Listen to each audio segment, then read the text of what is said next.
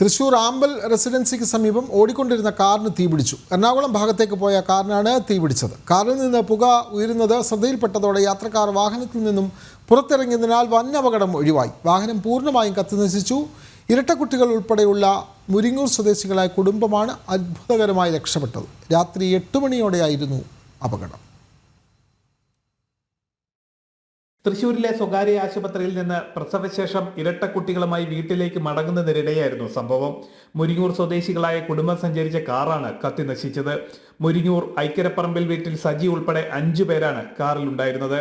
കാറിന്റെ മുൻവശത്ത് നിന്ന് പുക ഉയരുന്നത് കണ്ടയുടനെ ഇവർ കാറിൽ നിന്ന് ഇറങ്ങാൻ ശ്രമിച്ചെങ്കിലും ഡോറുകൾ തുറക്കാൻ കഴിയാതിരുന്നത് ആദ്യഘട്ടത്തിൽ പരിഭ്രാന്തിക്കിടയാക്കി. അല്പസമയത്തിനുള്ളിൽ ഡോറുകൾ തുറക്കാൻ കഴിഞ്ഞത് വലിയ ദുരന്തമൊഴിവായി. പെട്ടെന്ന് കാറിൽ നിന്നിറങ്ങിയ കുടുംബം സാധനങ്ങൾ മാറ്റിയതിന് തൊട്ടു പിന്നാലെ തീ ആളിപ്പടരുകയായിരുന്നു. കാർ പൂർണ്ണമായും കത്തി നശിച്ചു. പുതുക്കാട് നിന്ന് ഫയർഫോഴ്സ് എത്തിയാണ് തീ നിയന്ത്രണ വിധേയമാക്കിയത്. പുതുക്കാട് പോലീസും സ്ഥലത്തെത്തിയിരുന്നു. തീപിടുത്തത്തിന്റെ കാരണം വ്യക്തമല്ല. മുരിങ്ങൂർ സ്വദേശി പുഞ്ഞക്കാരൻ ജോസഫ് തങ്കച്ചന്റെ ഉടമസ്ഥതയിലുള്ള കാറാണ് കത്തി നശിച്ചത്. അപകടത്തെ തുടർന്ന് ദേശീയപാതയിൽ ഏറെ നേരം ഗതാഗതം സ്തംഭിച്ചു. ജനം, തൃശൂർ.